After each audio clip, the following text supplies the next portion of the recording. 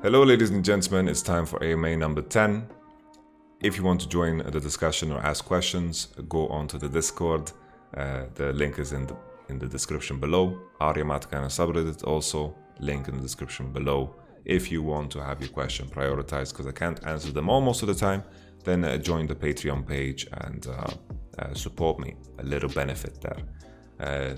As an addition, on the Patreon page, we're going to upload some unique reviews that won't be there for everyone, and also a tier list for competitive in like a lower tier, for example Clash, or like a tier that is lower than European regional leagues, and that will be fun. I'm working on it.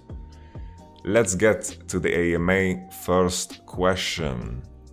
OG Dave asks, or says, hey, and then he asks, do you think the scandal around Forgiven was and should be career ending, or do you think another team will pick him up eventually in the future?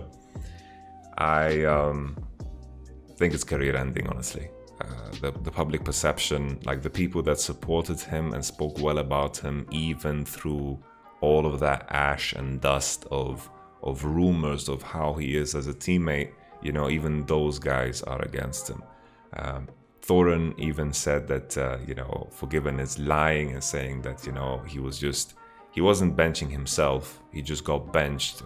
And this was his way of, keeping his ego intact when he posted this thing about, Forgiven being, he, like on Twitter, the Forgiven tweet, the really silly tweet. There's only two ways to look at it, Either he is lying, which is really silly, or it's true, which I think possibly is worse. If you bench yourself in probably the last opportunity you will get, that's just a disaster. And Forgiven is always complaining about, or had a history of complaining about his teammates, but the H2K roster was one of the most stacked rosters individually at the time, so I'm not too certain. I think for sure career ending. I think if anything, if you ever pick him up, it just sets such a bad message out to any of the other players that you want to pick up. I don't see a world where there are players that want to play together with Forgiven. I don't see a world where coaches want to work with the perception that the community has of Forgiven. And I'm saying perception and using my words very carefully, because in the end, I don't know the full information. But in terms of the perception of the community and my own perception and my judgment of this, I think it's career ending. And it's just a really poor management of everything, and everything that was considered unique. All of the things that, organizations could like bite the bullet for, It's like, okay, he's behaving, like if a player is behaving bad, it's okay because he's good, right? But now there's no gain. Like, he didn't do anything outstanding. He was honestly a big problem on his team. Sure, Schalke had a lot of teams, I think, like team issues, but I think only Odoamne was playing well on the team. Other than that, it's just, there's no gain right now. There's no gain. Career ending for sure. Honestly, 3 years of a break should be career ending. 2016 was the last time he played like an honest, real competition. Sure, he went to EU Masters, but he got carried by Froggen, so who cares really, right? Even in a game that is very team-centric, there is still ways to shine above, right? Like SK, self-made. It was very obvious that he was a good jungler, and he figured it out even in a worse team. Even though, like, teams and players are smart enough to recognize who's good and who's not. Mickey X from Misfits, when Misfits was a dumpster fire. Mickey was, of course, benched by freaking Jesses, right? Jesses, as a coach, benched Mickey and played and also entered. Jesses entered. But everyone knew Mickey is still good.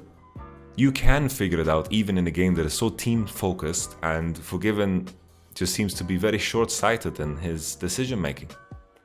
But I have the same feeling as Thorin, that it's just a lie, and I think the Inax coming into the team was just inevitable. And I think it was happening, and this is just to keep his ego from being bruised. Nevertheless, I leave with the line, I don't know the full details. See ya. JBK Cards asks, hey Amaro, I do know it's very early into the season, but if you would have to predict the top 4 teams in Worlds this year, Who would that be? To clarify, I'm not asking based on current performance, more about who you think will be top 4 by the end of the year.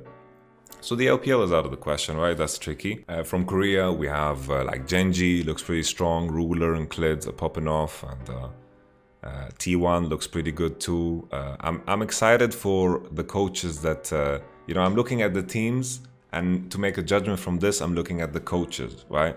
Dragon next with CV Max. I think I'm super excited about this guy. T1 with Coach Kim. The man has a track record of figuring out, things and having explosive teams, right? With IG, and I think the more fresh thinking coaches, I'm excited about those ones, right? When we look at the LPL, maybe RNG with Mata can figure things out. E-Star looks to be a very fresh and young and unique team.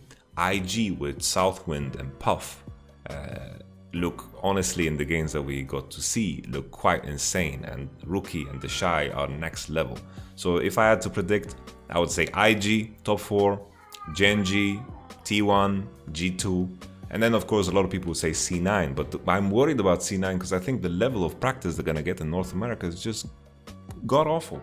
They are by far and beyond better individually on every role than anyone else in that team, right? It is easier to perform when your teammates are doing better, but they are complementing each other super well. And the question is, can C9 figure out the struggle of improving even though they are at the mercy of the region? So this is what I am worried about when it comes to C9, and that's why I struggle to see them in the top 4. And also, in terms of how good they are individually, it's sometimes harder to judge based off of, the competition that they are playing against, because they are allowed to get away with so much. But at the same time, they have very good decision making on when to fight, very good decision making where to pressure, very good lane phase. Draft is kind of cocktail, but it's working for them, so who's going to complain? I think there are some things to hash out there, but obviously the NALCS meta is really cocktail as a whole. So we'll just have to see. And then I mentioned G2. I think G2 still, there will be a time where the excuse G2 is trolling will no longer work, but I don't think the time is now. I think this G2 roster has another year in it, before it's going to begin to crack a little bit.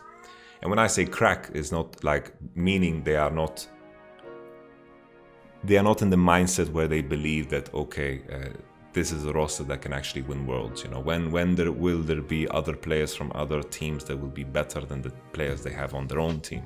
Because that's going to happen, and then G2 is going to make moves, right? That's going to happen eventually, maybe 1-2 years, who knows? Hey Yamato, do you think the new jungle champion buffs to various champions, Darius Z, Mordenar, etc., will shift the current Sejuju for at least in elite jungle meta? Do correct me if wrong, but it seems that jungle is not as influential as a role as it used to be, and these changes seem to try to address that. Jungle is not weak, man. Well, 10.3 jungle is really strong. The people are smoking some good kush. They think the jungle is weak right now. It's like jungle is so open now because you can play almost anything. It's a world where we can counter. We saw Xerxes with the Nidalee, Katus is coming back, Sejuani is coming back as a counter to Lee Sin, and so forth. There's a lot of counters, and we don't have that base 3 junglers because the jungle is not bound by experience. When experience is flowing and it's there, then it's time for a lot of new junglers to show up. And I think the biggest change still of the 10.4 patch for jungle is still the Cinderhulk changes and the Cinderhulk buff. Maybe we'll see Amumu, because Amumu receives some buffs too. I think the tank junglers are definitely buffed.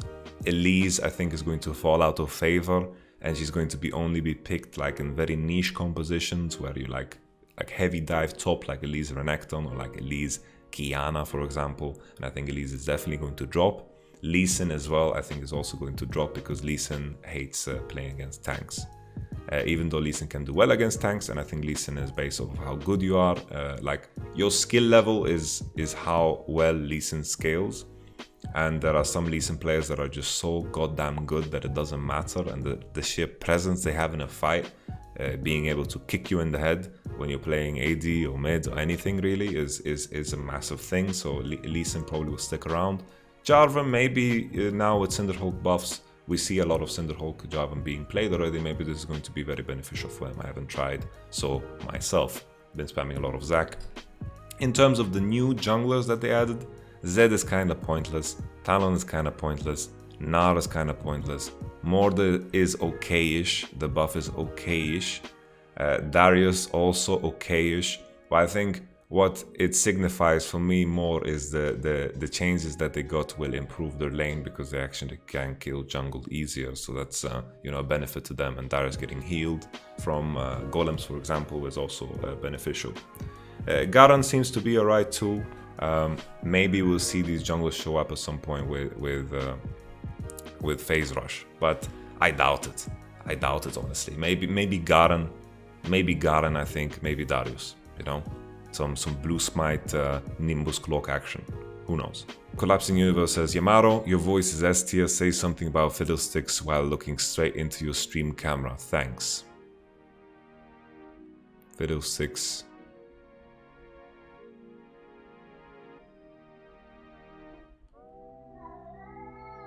Can feel people. I don't know what to say about fiddlesticks, man. Darkkeeper13 asks, hey YamatoCannon, what are some easy to execute team compositions for low elo clash teams? Wow. Sounds like you need to invest in my Patreon. No, I'm kidding, but you should just go tank heavy, engage heavy, do something that has a very linear playstyle. Go Ornn, Jarvan, Rakan, and then Syndra. Just keep your composition as simple as possible. That it's like see hero, kill hero, burn your ultimates and win.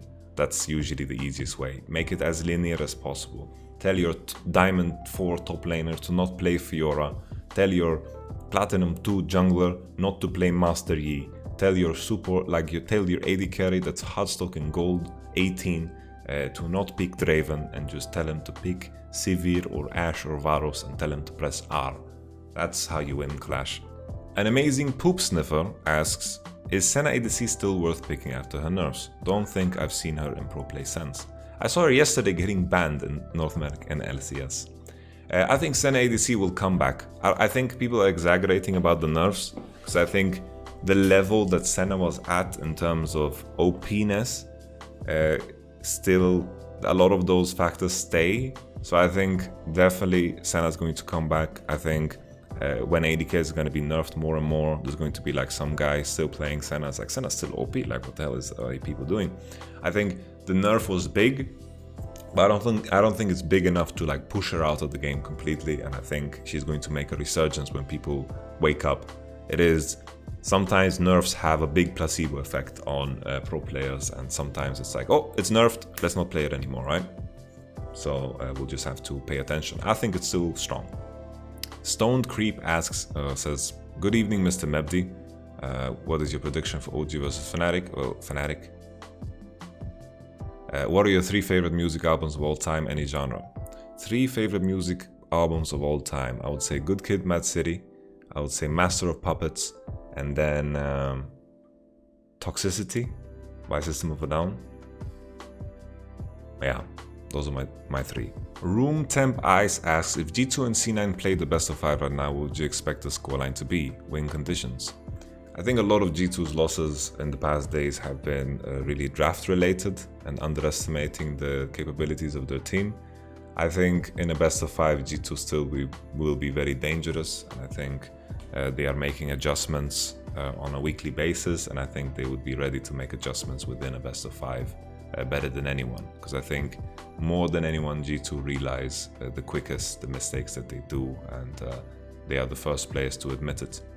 And I think in a best of 5, G2 can definitely like dissect and learn a team and understand the team and be, cover as many bases as possible as it becomes deeper and deeper, and the solutions and the draft becomes more difficult to execute. But I imagine it being like C9, maybe G2 3-2, C9 winning maybe 2 first games and then G2 winning 3 in a row or something like that. Do you think it's worth it to take Zilean Soup mid in Pro League because you have a weaker lane than a Braum Soup, for example, but you can counter the deficit experienced in the jungle? Guys, the jungle is dead meme is dead. Like, it's gone. Jungle is great. Jungle is great again. Noah asks, 10th poke, as an anniversary of so, what are your thoughts on this ever-growing community now that it's been building for just over a month? It's fun. It's fun, honestly. It's really, really fun. I'm getting into the rhythm. Freelance is busy, it is stressful, but I really like seeing like the same names show up. It warms my heart. So thank you very much, and a special thank you to my mod team, of course, Niall, Sim Shady, Noah, and Evo Jacob Wolf. You guys make everything happen. Do you think the gap between LCK and LPL and the LEC has been closed, or are the past 2 years a coincidence? I don't think it's closed completely. I still think Europe is below the LPL. I think LPL is on top. I think LEC, LCK gap is pretty similar, honestly. G2 is definitely leading the charge, and we'll just have to see how Europe looks like when we lose G2. When this roster breaks up, what will happen? Will EU be able to compete? But G2 are so great at making acquisitions that, maybe we shouldn't be worried, because there will always be a very strong G2. There will always be a very strong Fnatic, because these are the teams that, the players that want to compete against the best of the best and compete for those top positions are going to join. So as long as Fnatic and G2 exist as organizations, I think we're golden. This is AMA number 10. Thank you so much for watching. I'll catch you guys on the next one. Please ask questions in the Discord on the YamatoCannon subreddit, and if you want to support me, join the Patreon page. We are releasing the tier list for Clash and anything else very, very soon. So thank you very much, and peace.